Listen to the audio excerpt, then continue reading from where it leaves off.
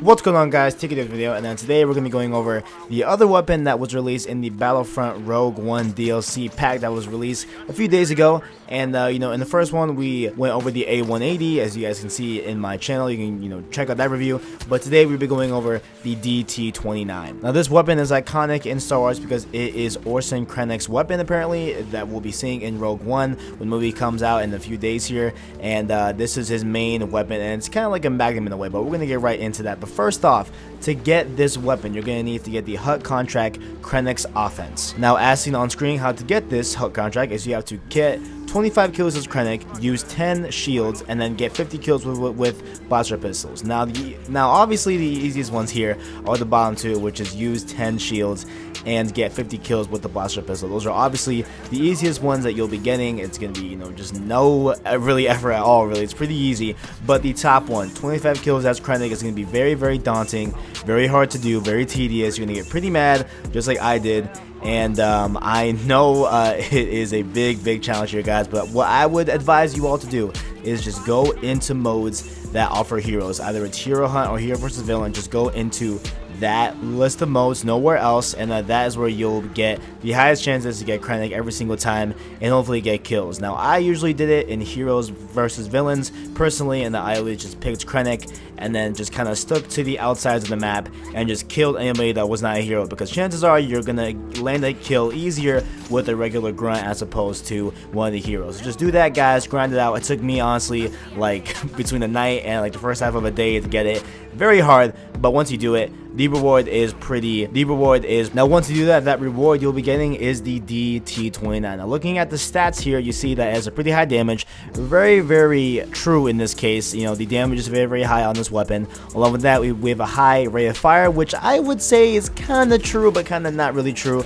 You can pop off shots, but I'll explain why I'm kind of iffy on that later in the video. Along with that, you have a pretty decent range here, and honestly I would bump up the range because range is pretty nice on this weapon. But you can see here there is no cooling power. Now, why is that, KD? Why is there no cooling power? Well, as you can see down in the description of the weapon, you can see under special, must be reloaded manually. Yes, this weapon must be reloaded manually. This is, if not, I believe this is the only weapon, if not one of the very few weapons in this game that has to be manually loaded with real ammunition. Yes, this is a real actual gun. This isn't any gun that uses energy like the other ones do. I believe honestly this is the only one that does it, to be perfectly honest here. This is the only one that has a manually loading thing with this weapon. So this is its only really drawback, and anything that's kind of unique with this weapon is that you have to reload it every time. But other than that, it plays just like a regular kind of magnum, if you will. It's very much like a magnum. It has around 8 shots, I believe, in it, or I think it's 6 to be perfectly honest. I think it's 6 shots in it, and you just pop them off like a regular magnum would.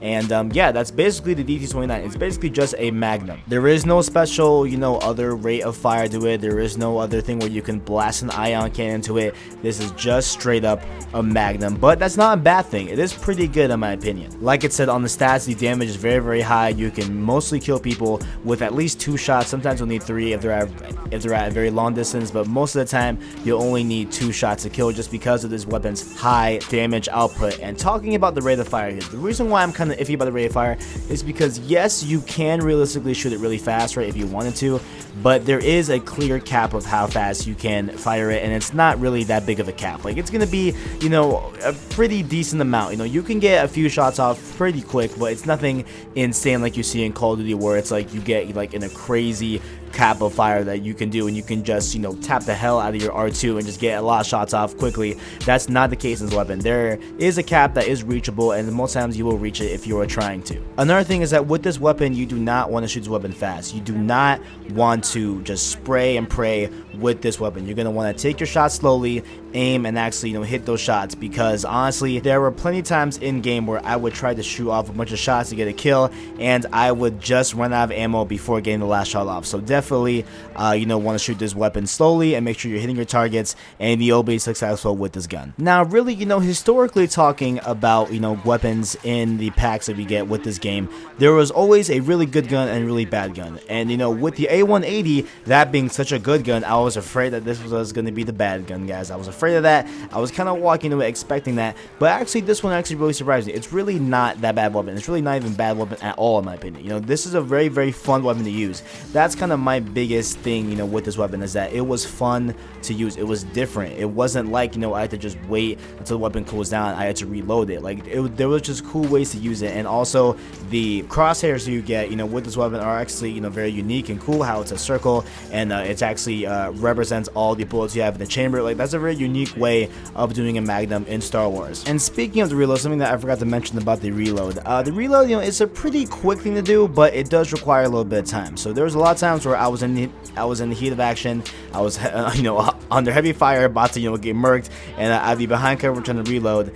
And the reload is just short enough where it's pretty quick, but just long enough too where you could easily just get picked off when you're, you know, off guard. So definitely make sure, you know, be warranted that the reload does take a little bit of time. It's nothing insane. It's about the same time as a regular weapon would need to cool down from overheating, but just, you know, keep in mind that there is a time delay with the reload, obviously. So yep, do I feel like this weapon is worth it? Definitely. You know, just off of the fun factor, this weapon is very fun to use, and you know, just off of my hour playing with it, I'm sure gonna use it more just because just of how fun it is, man. Like, it kind of reminds me of the Model 1887, not because, you know, it's obviously not a shotgun, it's not, you know, it's not you know, a shotgun that's illegal action or whatever, but just the fun factor of it, you know, it just makes it memorable in my opinion. So yeah, man, just get those Krennic kills. You know, the 10 personal shooters will be fine, the 50 kills with the boss pistols will be fine, and you'll have this gun. You'll be having fun just like I did, guys. Definitely recommend this gun. If you guys enjoyed, make sure to like, subscribe, share, all down below. Also, leave a comment if you guys like the weapon, you guys hate it.